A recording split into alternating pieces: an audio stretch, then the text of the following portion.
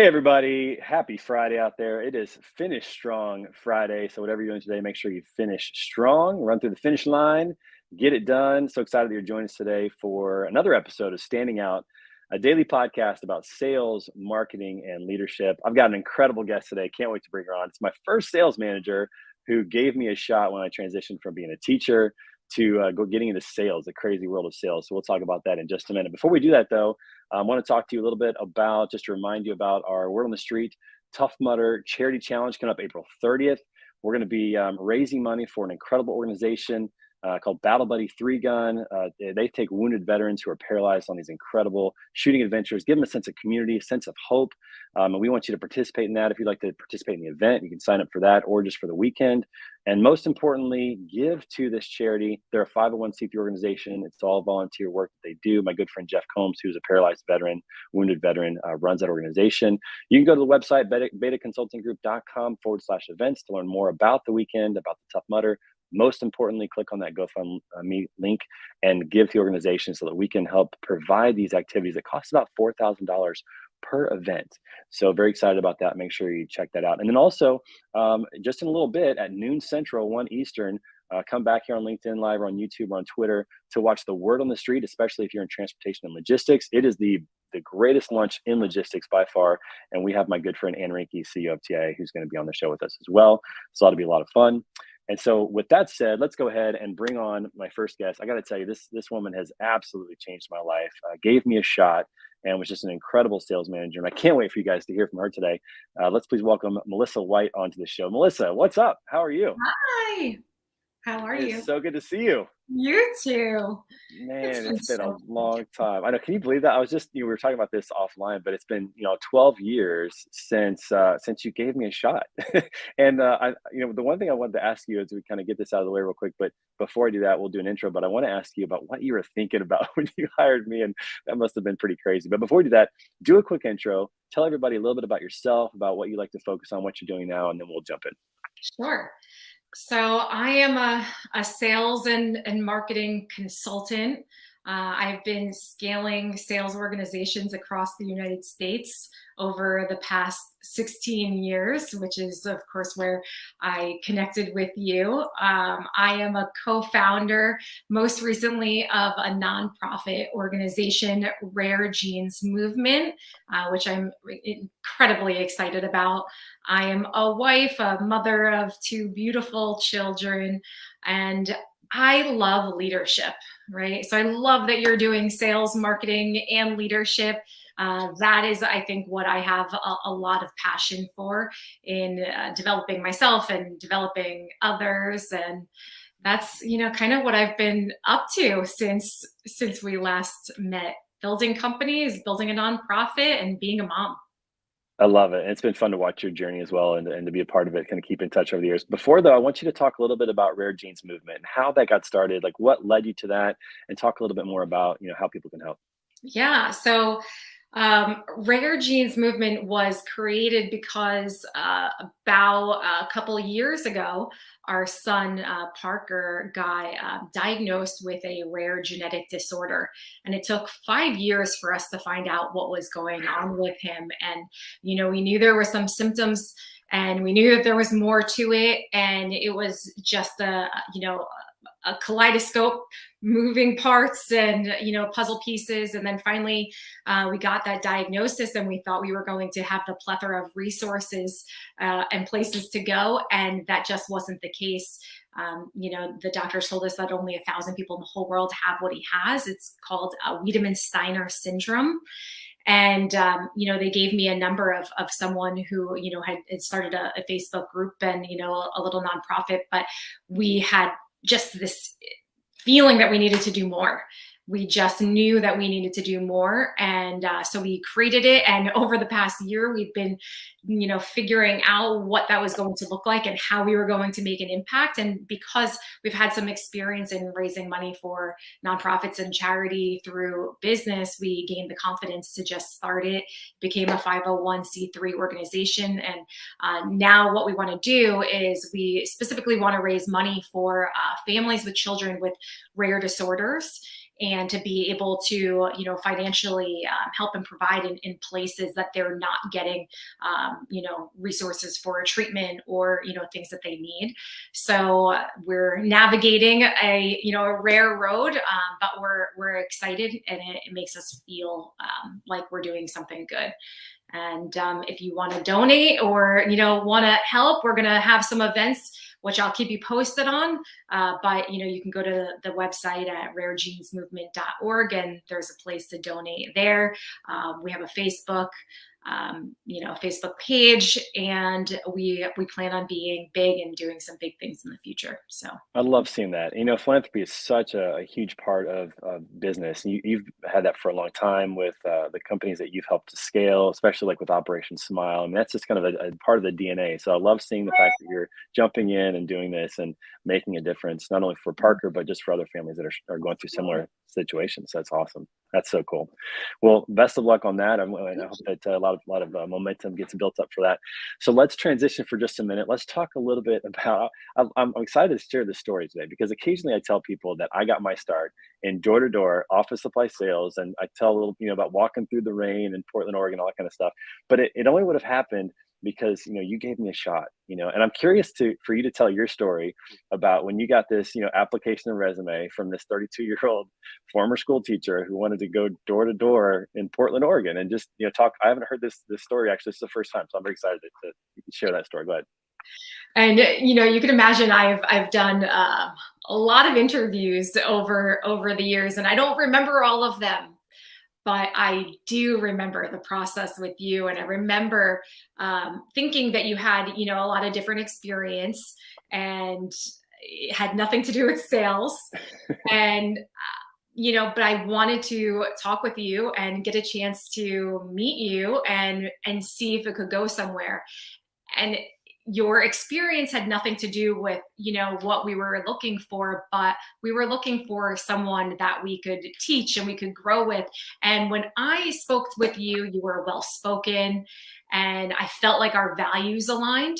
And there was just something in me that felt like if you were to work in my company, I just felt like it was going to be a mutually beneficial relationship. However, I didn't know if you were going to be ready for a drastic culture change going into sales. And so I remember telling you that I wanted to work with you, but I really wanted you to think about it and to be all in and to confer with your wife. And I remember you calling me back and saying, that you thought about it and you were ready to go. And I was like, okay, I have no idea how this is going to go, but I'm excited. And it was one of the best decisions in hiring I've ever made. Well, I appreciate that. It's very kind of you to say. It's funny because you didn't know the background on my side. You only kind of knew our interaction in the interview process. But on my side, I really had two options. And I don't know if I've told you the story or not, but I had one option, which was to go do financial planning, financial advising, which is a terrible idea, first of all, because I'm bad with money. I shouldn't be helping other people with their money because I'm terrible with my own. So that was not a good idea. But I also had to do like 15 weeks of studying. I had to take this exam. And then I had to drum up business in Portland where I just moved on financial services. And the only other option was door-to-door office supply sales. And I remember just kind of thinking through our interview, how much I respected you. Like I was like, man, I really, like this woman. I think I would enjoy working with her and with the team. And I said to Tammy, I remember I was going, I think I just need to go do this. Like if it doesn't work out, we'll find out pretty quick. I just think I need to go do this. And I do remember when I called you and I said, hey, I'm going to come in. I remember you said, really? Like maybe just a little surprise that maybe I was coming, Yeah. but it was a good decision for me. It was definitely a culture shock. I mean, going from teaching in a classroom where you're not based on performance, you just go and you do your job. And I love teaching. It was my favorite, job. I really enjoyed it, but it wasn't a performance based job. And you certainly didn't deal with rejection. I mean, if you could connect with the students, you were their hero in many cases. So I went from being a hero to students to now getting kicked out of businesses in Portland trying to sell them paper and toner and all those good things, and it was a huge culture shock. But I do remember like my third day, you went out with me personally, and that it was almost like, and everybody else was like, whoa, Melissa's going out with you, and I just remember going, wow, that's pretty cool. That was pretty cool. So I appreciate your investment and wanting Yeah. me to succeed and help me out. My background was psychology and pre-med. So, that made me open-minded to other people being successful if they had the right mentality and, the right attitude. And I just felt like you were worth the investment.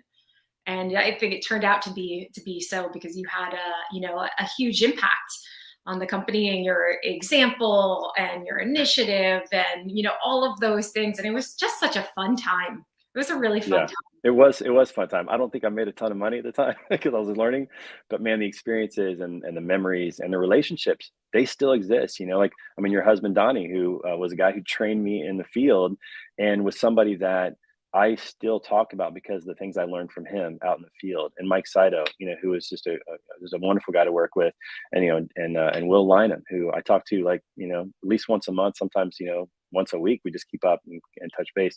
I even talked to Courtney Brewington, and just so many great Yeah. people that were in that organization that we got to work with, and it was awesome. And one thing I loved about that is even though we were selling and we were learning marketing, and there was a lot of training that was involved, the focus was really on leadership. And that's what I want to talk about today is, when you think about developing people and leadership, the mindset aspect of it. I mean, we talked a lot about mindset. We talked a lot about the books we were reading, the things we were putting in our minds, the people we were connecting with. Shout out to Ed Cunliffe, a good friend of mine who just taught me so much about leadership and just being around people who had the right mindset and how that impacted leadership. Talk a little bit about your journey into leadership, maybe your upbringing in gymnastics and competitive gymnastics, and how that impacted you wanting to develop people and develop leaders.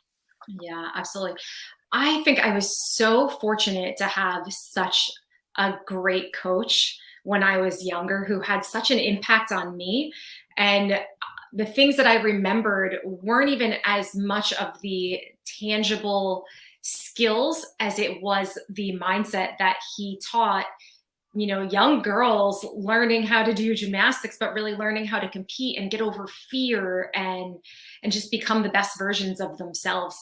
So when I was younger, learning that and having perseverance and grit and all of these things instilled in me, that I think was, the reason I was as developed by time I began my career is because of the experience that I had in having such a great coach. So when I had started, in a place where I was in a leadership role in business, I just naturally gravitated to that because I wanted to do that same thing and have a positive impact on people in that same way that that coach had on me. And I was going to be able to do that by helping someone develop the mindset of getting over fear and believing in themselves and having confidence. And there is nothing like that doing business to business sales that gives you that level of confidence that you could do most anything else. And that grit. So I think that that's really where it kind of stemmed from for me, is having a great coach and then wanting to be a great coach and then wanting to help people and create a win-win environment for as long as people worked with me. If they were growing and became better versions of themselves in some capacity where they had a positive influence on people, that is what I was really looking for. And that's, I think, what continues to make me fulfilled in my career, is being able to help people develop in leadership. And it's an evolving process. I'm still developing and learning and growing, and I hopefully become a better coach and leader to others as I develop myself as well. Well, leadership is definitely like fitness or health. I mean, you're never fully fit, you're never fully healthy. Your marriage is never perfect. Like these things always require continual work. And so, the fact that you're continuing to grow as a leader, it doesn't surprise me one bit. It's going to be something that we'll do till the day we die, is to keep growing as a leader and help other people along the way, which is just so good to hear. And I just remember thinking to myself, like, I didn't know what I had when you were my leader, because not every leader thinks that way. Not every leader thinks about developing people. Sometimes they just think about hitting targets or revenue or whatever it might be. And just knowing that, like, you were more interested in who I was going to become than my revenue numbers. And you also knew, and this is so critical for sales leaders, I believe, is that you knew by developing me, the revenue and the results would come. because you were doing the right things to develop me as a person. And so it was that win-win environment where I got to grow as a leader, but I also got to experience success as a result of that, which also helped you be successful because as a leader, your job is not to be the producer anymore. It's to help other people be the producer and make them their best. And then you win whenever that happens. And you just embrace that mindset so well. And I appreciate it so much looking back on, what I had during that time. Thank you. I appreciate that. That makes me so happy. Yeah, it was cra and, it's embarrassing to say, but you probably remember this. There were times where I would call you crying in my car because I was just so dejected, being out, in the field and getting no's and no's and no's, and I remember going home with $150 paycheck for a week because it was 100% commission. I mean, it was like you kill what you eat, and that's about it. And so just kind of learning how to deal with those emotions, and learning how to grow emotionally. And we talked a lot. I remember this like it was yesterday. We talked about emotional intelligence so much. I had never heard that phrase until I started at your office of what is emotional intelligence and what does that mean for me? Like, how do I handle my emotions? How do I, handle myself and deal with situations that are difficult? Because, you walk into a business and they don't want you there. How do you deal with that? How do you handle, no all day? And I tell people this, our numbers at the time was 50 doors. And if you sold two, you were successful. If you Yeah. sold three, everybody was asking you what you were doing. Yeah. So if you were really good, you were expected to get 47 no's a day. So having that mentality and that Well, mindset, baseball. yeah, it's tough. And I still remember so many like little tips about that. You know how, from 4 to 5 or from 3:30 to 4:30 was when business owners are now available to talk. So if you're dejected at 3:30 because you've had a tough day, that's when you need to kick into high gear because that's when you're gonna. And I just remember once I embraced that, getting these last minute sales that would, get me on the bell or on the gong or whatever it was, and it all started to manifest itself and come true. All these things that you were teaching and mentality, it makes a huge difference. So I love that about you that you were focused on developing people and not just about revenue and hitting certain numbers. That was refreshing. Yeah. That was Yeah. really cool.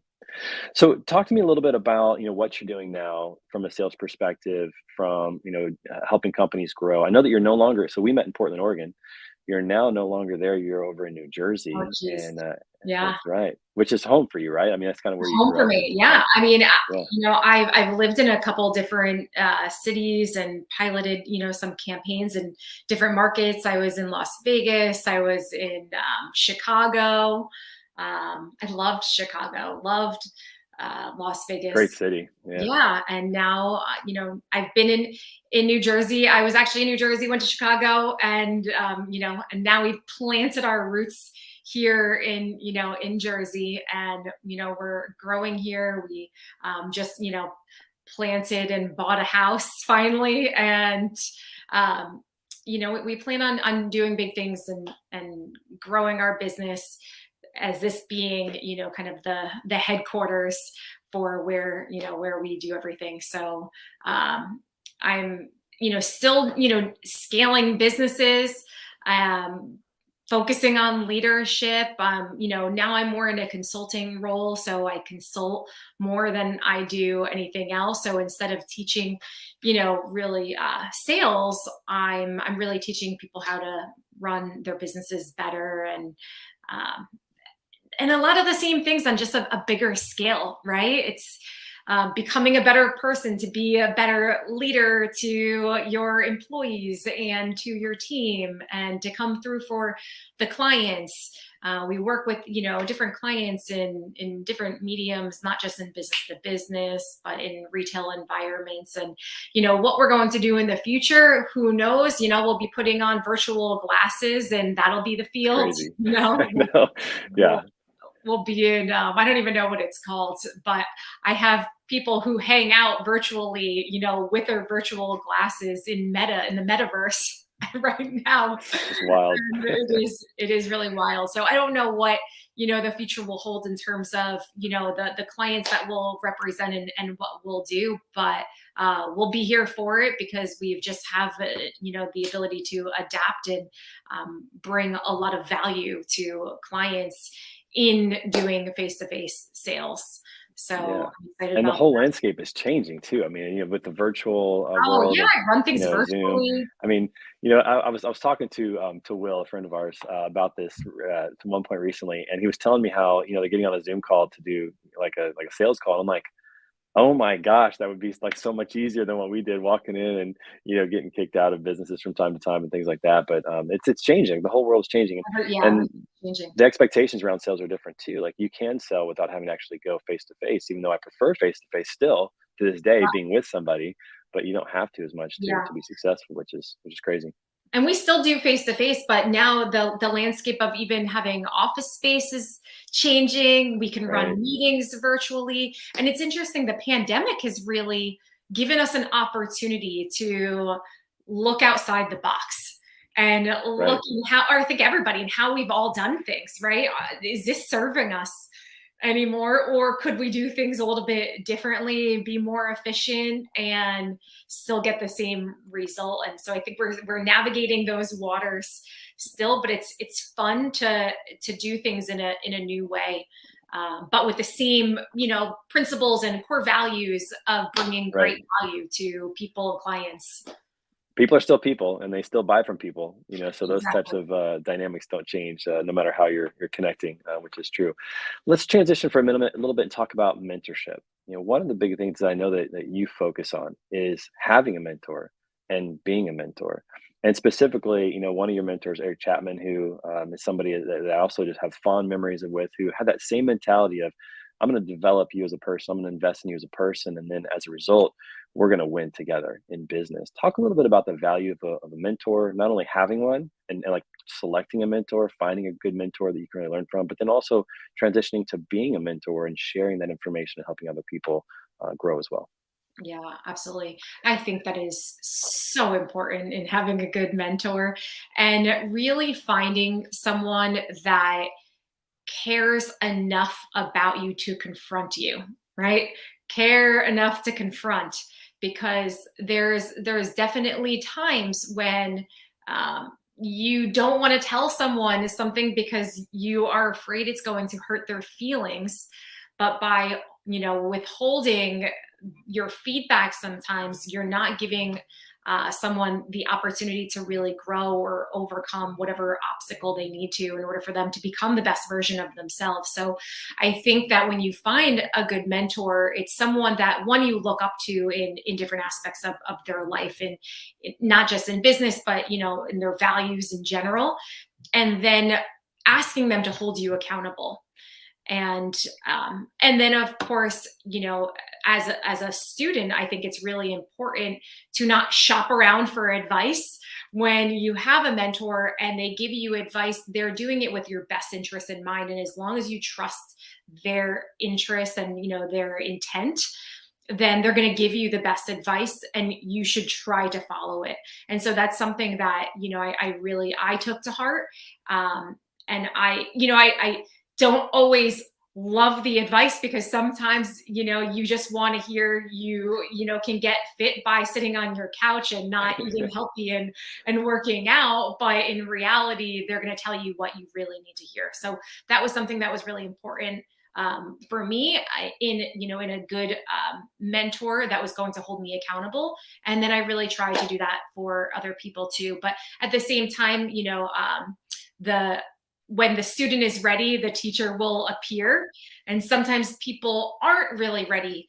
And if they're not ready, I'm not really, going out of my way to give someone advice unless I feel like they're ready and they're ready to implement it. Because, then it's not going to help anyone Right. if they're It's not ready to take it. So when they are, they'll show you, and then as a good mentor, you can give them great advice. But I have multiple mentors that I think help me and look out for me, and I'm blessed. I don't know how I've come across some of the people that I have, but I'm definitely grateful, because I think that that's hugely important in success.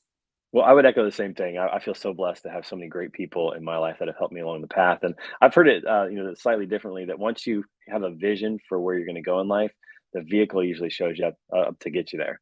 But having that vision, and it kind of goes to what you're saying, Yeah. once you're ready for a mentor, once you're ready to learn, a lot of times that person will show up. And I remember, the first time I heard this was from you. And I remember you said, in order to be successful, you need to find people who have what you have and are doing what you're doing and spend time with them. And I remember taking that to heart, reaching out to people and not being afraid. This is the other thing too, is not being afraid to just go out and meet people, ask people for their time, ask people to give you advice, have questions that you really want answered. From people who you think know the answer. And I just remember, early in my career, especially in sales, like not being afraid to go up to Ed Cunliffe, who, many people thought was kind of a, for lack of better terms, kind of a god in the business, very successful person, and just not being afraid to go up and say, hey, I'd like to spend some time with you, and doing that because that's only for your betterment, and not being afraid for them saying no at on time. I mean, what's the worst thing that happens, right? Like if they say no, well, you're in the same spot you were in before, but you never Absolutely. know unless you ask. And so I remember just like you talking about, you got to get yourself around good people, and I've tried to do that You ever were since then. great at that. Not, you were great at that. You were the master connector. And I remember you had reached out to people. I'd giving you this advice because it's sound advice for anyone to be successful. And you took it so much to heart that you reached out to people and then you would tell me that you had scheduled for someone to come in and speak in at the company. And I was just like, this initiative and this, connection is on a whole different level. And I was always impressed by that, which is, of course, leading you to where you are right now. You have, taken that and have really ran with that. I love that. Yeah, you never say no to a meeting, to an opportunity. You just never know where it's going to lead, especially with somebody who is exhibiting the values and principles of success that you want to achieve. I mean, that to me, that's a no brainer. But I remember hearing that from you for the first time, and it's like it clicked. Like, yeah, that makes a lot of sense. And it goes back to like, I mean, if you think of your competitive gymnastics days, I think about my competitive golf days. Who would I rather spend time with out on the golf course? Somebody who is better than me, or somebody who doesn't know how to play golf? I mean, clearly, I want to play with the guys that know how to play golf because I'm going to learn just by hanging out with them.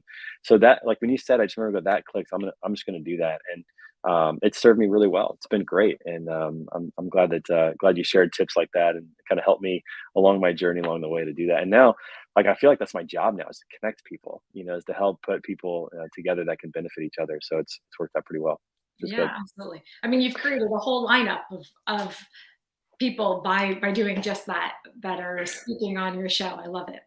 I'm pretty spoiled. There's no doubt about it. And I mean, the guests I've had are just absolutely tremendous. In fact, along those terms, we're going to pause real quick. We're almost to the end here, but I want to take just a moment and promote next week because we've got an incredible lineup next week as well. I mean, this week was amazing. Some incredible people, and I'm so thankful that you're on the show. Next week we're going to have an incredible lineup as well. We got my good friend Mike Riccio, who is a sales consultant on Monday. Kevin Coombs from Green Screens. This guy's phenomenal. You're going to love hearing from him. TJ Knutson, the like father of dad jokes. This guy has everyone. I'm not sure how many he's going to bring to the show, but looking forward to that. The guy who's going to make you run through a wall, Brent Orsuga on Thursday. And then Sarah House, who I'm very excited to meet. She is Senior Vice President of Product. And we're going to talk about the relationship between products and sales, and how those two things need to work together. Because as you would know, like you've done a lot of campaigns, you got to have a good product to sell. I mean, it doesn't make sense to sell something that's not going to benefit somebody. So I'm Absolutely. excited to have her on the show. And you're right, like it's nice to be able to call people and say, hey, I'd love to have you on the show to tell your story. And they're like, yeah, I'll do it. So it's worked out pretty well, which is great. Absolutely. Awesome. Well, I can't believe this 30 minutes just flew by. We're going to have you back on. Please come back and see us again. I'd love to get you Yes. back on the show, talk more about sales. We didn't really dig into any type of like sales, tips or anything like that, but certainly the leadership vein is what I wanted to focus on. I appreciate you doing that. And so we'll get you back on the show really soon. And for those of you that are watching, I love thanks it. so much for joining us today. We're going to have a great week next week. Catch us on demand, and definitely make sure to visit the website betaconsultinggroup.com to see how Beta Consulting Group can help you with your sales and marketing strategies, particularly your branding, messaging, content. Would love to talk to you more about how we can help you out with all of that. And as far as that goes, enjoy March Madness, enjoy the weekend, have a great rest of your day, and we'll see you on Monday for Standing Out, daily podcast about sales, marketing, and leadership right here on LinkedIn Live, YouTube, or Twitter. We'll see you guys. Thanks, Melissa. Appreciate it. Thank you so much, Trey. Thanks for having me.